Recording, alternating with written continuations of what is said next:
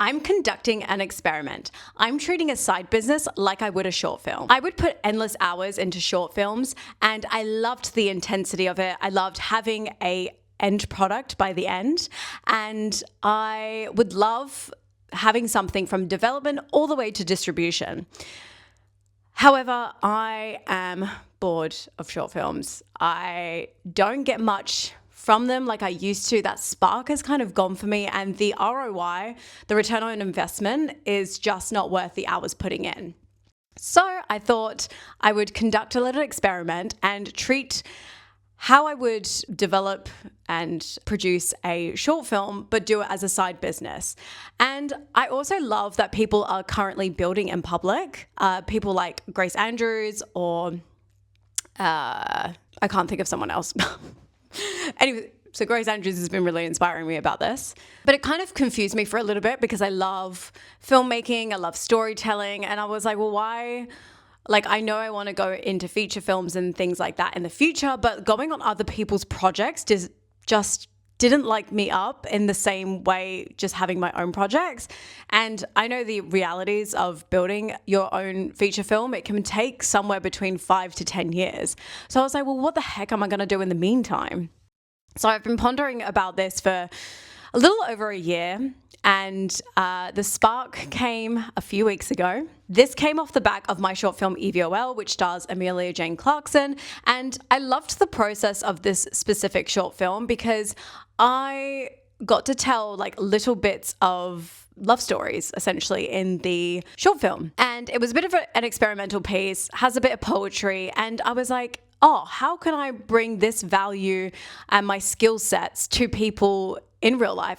Incoming LUVBITE, a content production arm for Harp On Productions specializing in luxury wedding content creation. A sister company, as you will.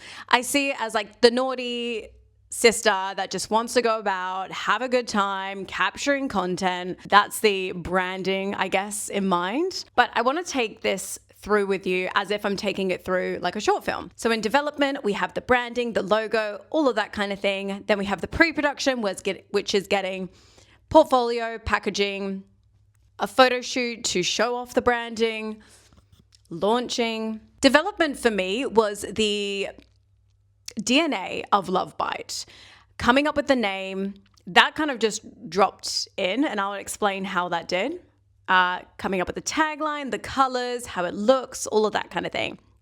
And the reason why I wanted to call it LUVBITE is because I wanted it still to have some sort of element associated with Harp On. And Harp On is really about voice, harping on about things you care about, narrative, storytelling, and that's why it's a mouth. So I was like, I want an association with that. So LUVBITE being, LUVBITE on the necks, it's made with the lip, and also LUVBITE in association to weddings, love bites, that kind of thing. So that's where it was born.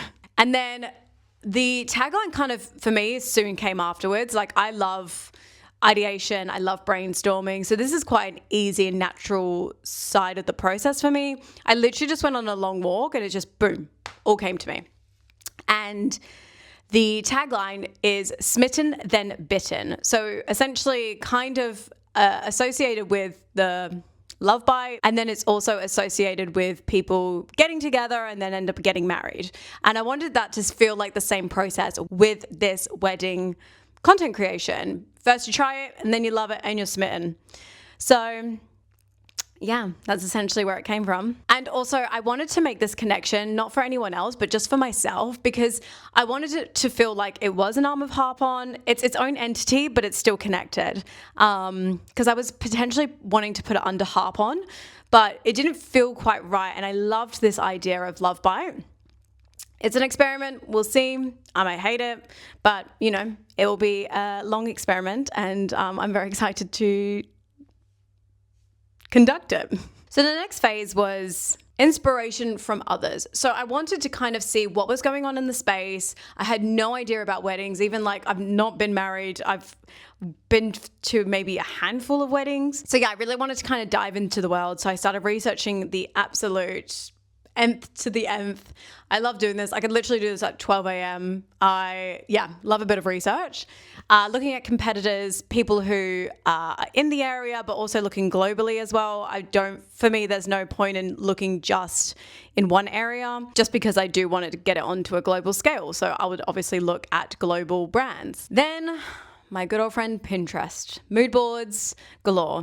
I do love a mood board. I actually probably prefer storyboarding for things because I feel like sometimes I have the concept in my head. It's great to get it out in Pinterest, but I feel like it's not really helpful for anyone but yourself, which is great, but mood boards aren't the biggest ROI on my time. So I wanted to make sure that I spent a bit of time on it so that I understand it, but like not getting lost in it. The logo was quite easy for me as well. I love capital letters. I don't know what it is about a capital letter. I love the look of it. I love that they're all kind of on the same level. So I knew I wanted LUVBITE in this kind of square-ish logo form with the tagline at the bottom. Have Harp On collars, so I wanted red and pink still in there. Obviously red and pink are very much associated with love. Honestly, I just did it on Canva. I just picked a font. I was like, I like that. And there she's born. Because if I'm going to be honest, when I did Harp On's logo, I spent £400 on my logo. And now with the obviously amazing graphic designer, all of that kind of thing, I'm very glad. But I had the exact drawing of what I wanted. Very glad I went through that process, but for this one, I just wanted to do it myself. No shade or anything like that, just where I'm currently at with where I'm distributing money. Then I came to the portfolio piece. So went through Canva, making a pitch deck and pricing it, all that kind of thing, creating packages. This I could honestly spend hours on. I love pitch decks. I love creating packages, finding the most value I can give a customer with the least amount of time, and like making sure that they can get, like, say if I'm shooting for 4 hours, they get the most out of me out of that time, or for a whole day, making sure they get that time that they need. So I've been diving into that a lot, which I'll show a couple of slides, like maybe here. I don't know. I've actually never put like a screen and screen, so I don't actually know how that's going to go. I hope it looks great. Might have nothing here. Next phase, pre-production, which I kind of would say it's the getting your portfolio together, because no one's going to hire you if you don't have any evidence, getting testimonials. So I'm currently getting testimonials, any sort of evidence that I can execute what I say. So that's currently the pre-production that I'm in. So I've got a couple of weddings coming up. So I'll be shooting those. And yes, I've been reaching out to wedding planners, all of that kind of thing, that I'm here and I'm ready to go. So pre-production is kind of going to be like rinsing and repeating as I do production, because it's just going to be a part of the process. So something else that is also in pre-production is I want to do a photo shoot, because with my mood board, I have a vision of how I want the branding, and I really want to execute how I envision, say, some of the packages. I have this idea of having like love, like kisses all over my face with like glasses. I've seen this photo. I want to do that. And then put my spin on it. I have some great ideas that I'm going to do. I'm going to book a studio when I'm back from Singapore and go from there. And then we kind of get into the production side of things. So this for me is actually creating the content, getting on set or on a shoot, going to weddings, doing the thing, taking action, building the portfolio. So it kind of ties into a little bit of the pre-production, but because we're not fully launched yet, the production side is still building the pre-production side of things, where I will be editing all of that. So one serendipitous moment I contacted a few people regarding that I'm open for business. I'm doing this as a creator, and I reached out to a few people, and this was like on a Saturday morning, which is not the most probably best time to reach out to people, but I was in the mood and I was just like, you know what, they're going to read it, they'll read it. If they don't, they don't. And this wonderful woman came back to me, who is the founder of Coco Creative, and she was essentially like, yes, love what you do. I have a wedding coming up in a few months, but I'm actually also shooting today. And I was like, oh. And I was at my boyfriend's place at the time and we had no plans that day. So I was like, I might go 2 hours this way to shoot at this wedding because then I have some portfolio. And he was like, yep, cool, go for it. Like, I think it was like 2 hours later, their videographer was sick or something, I can't remember. And also the person that was doing the content as well. So I was the only person filming that day. And it was such a great experience. I loved it. It felt like I was on like kind of a set sort of esque. And yeah, I don't know, just gave me like a boost in my step. And yes, cold outreach. I highly, highly recommend anyone. It is scary to do cold outreaching, but it's like anything. Like the more you do it, the easier it gets. And if you don't get an answer, like who cares? And if they say no, they say no. But the best outcome is that they say yes. So I love a cold outreach. One thing about cold outreach as well, that's how I got Nadim Murabi, which has like millions of followers and is a great designer brand. I got them on board a short film from cold outreach. So do it.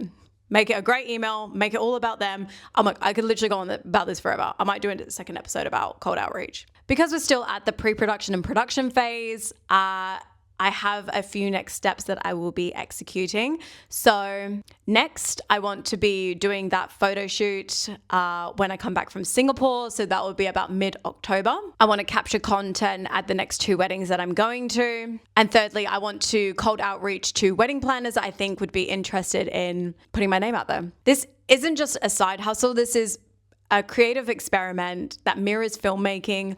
It's something that I'm excited about, and yeah, it's just where I'm at with life. For me, this isn't about the final product. It's about capturing the messy notes, the messy execution, doing all the steps, trying something and then potentially failing or succeeding. I love building in public. I want to take you along while I build my feature film scripts and how that's going. I know that's going to be a long journey, but it's something that I can still execute. Building the podcast and also building a business. It's so fun and I love doing this. I don't know, I find people who have been vulnerable on the internet have really expanded me in my life and made me feel I can do it myself, and I really want to be able to do the same for people. So essentially, if I can do it, then you can do it too. And I feel like everyone says that saying, but it's very true because I'm not special, you're not special. Like everyone can do whatever they want to put their heart into something. I'll be taking you through all the stages.